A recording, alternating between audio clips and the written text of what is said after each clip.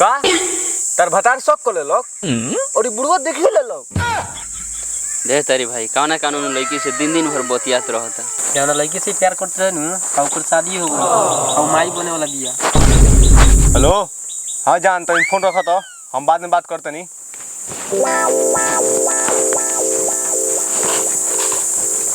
का रे साला 2 महीना बाद लड़का होके वाला बा ओकर 10 गो लड़का हो जाई नु तो प्यार करे। जब इतना प्यार करे ली तो ओकरा से शादी काहे ना कर लेली। ते हमार बात काहे नहीं की समझोत। हमर तो शादी करे के मन हल ही रहे लेकिन हमार बुढ़वा बाप दहेज के चक्कर में हमार शादी ना कइलो। रे तू इतना प्यार करे ली ओकरा से तो जो ओकरा गांव में भगा के लिए ये। ए साला ओकरा गांव में कौन नाता से जाम रे। रे ओकरा घरे जो आ कोई पूछी तो कह दिया ओकरा मौसी के बेटा बानी। रे देखो तो यही और बताओ ये बात पर मर्डर कर दी तो लोग का कही ई साला पी के मर्डर कर देला बा। हम उ लड़की का मासिक हई आ ई साला को तो ओकर मौसी के बेटा बन के जो तो जो ना कहिए कि ओकर आशिक बनी उहे गांड के बुखार झाड़ दियो सन। रे साला तो हम का करी हमरा जाए के तो मन बा लेकिन डर लागता। एगो बात कही भाई तोनियो हमरा संग चलो सुना। ना रे साला हम ना जाए।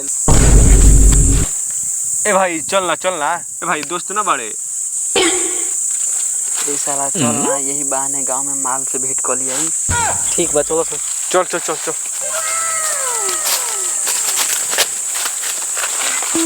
ए भाई हम ना जाए। ए भाई चल ना एकरा ननद से हम सेट करा देम तोरा के चल। ठीक बा चल तो। हेलो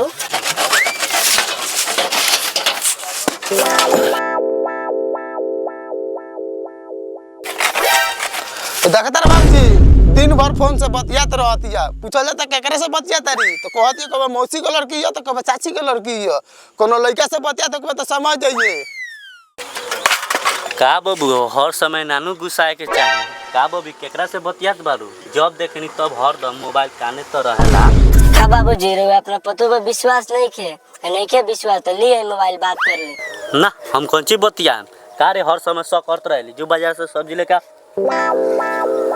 जो बबी अपन काम कर हम अपन काम करतनी।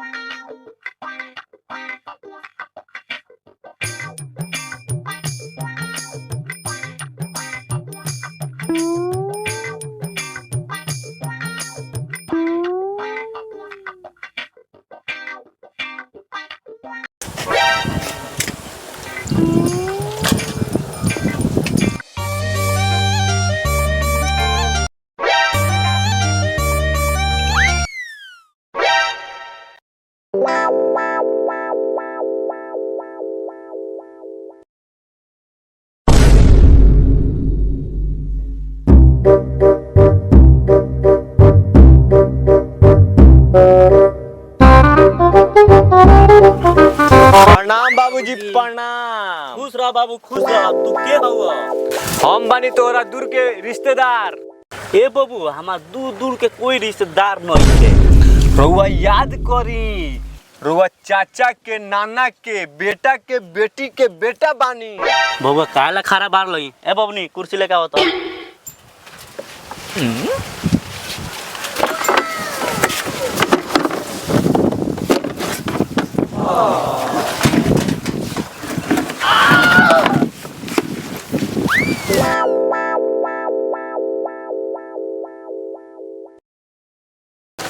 बाबूजी सब दिन लिए नहीं है मेहमान लोग के हो। देखो तो रे भाई चीने से इनकार कर देलक। हम कहनी है कि मत जो आज वो चीने से इनकार कर देलक। तोरा मौसी के नाना के चाचा के बेटा बानी। बाबूजी हमने के ना बतानी जे कर कुकुर बा। हम का बताई बबू हमरा तो अभी पता चलल। धर बबी सब्जी बनाओ। ठीक बा तोरा बोली बात करी लई हम जातनी से खेत में काम करके आवे। ठीक बा अपना दीदी से बतियाई लगी हम जाता नहीं खेत में।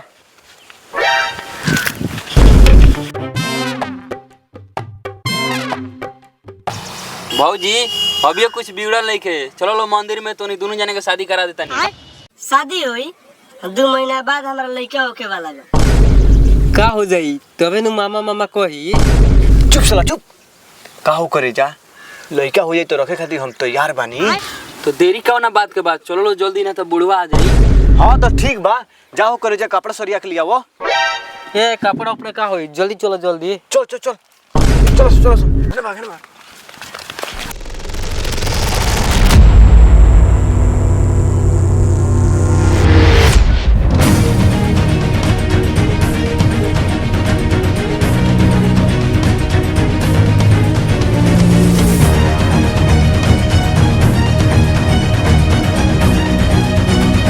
बबुआ मिलल ना बाबूजी नहीं मिलल। देख तो कहाँ गइल। ए खोज खोज तेजी में, ए खोज बबुआ है ने तेजी में। केना भाग गइल। ए काका एने केने हो पोतोइया के नैयर बेच के एने बाप बेटा घुमता रह लगी। कोतोइया भाग गइल। 3 गो लइका रहलस हमरा घरे, उहे लेके भागल 12 सन। तीनों गोरा के देखला हुआ केने कोई हां एने जात रहला। चल चल तेजी में चल। यो हौ देखो कर बुढ़वा आवता तो बता। रे साला रे ओकर भोतरो आवता। ए साला रे तो फिर पूरा पर जल्दी लुका सुन तो साला बवाल हो जाई। रे बबु हो सकारी। हां बाबूजी उहे हुआ सन। ए बाबूजी हा पाए चली हा पाए घेरल जाई। चल चल घेर ला।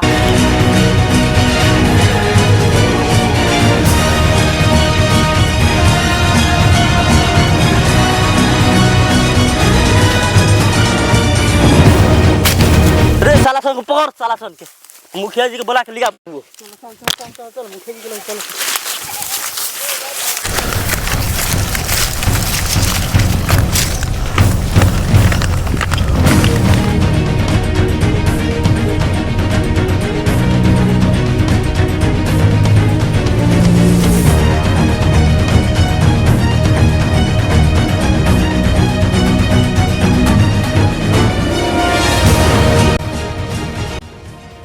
मुखिया जी ई तीनों साला हमारा मेहरारू के लेके भागत रहल हुआ स।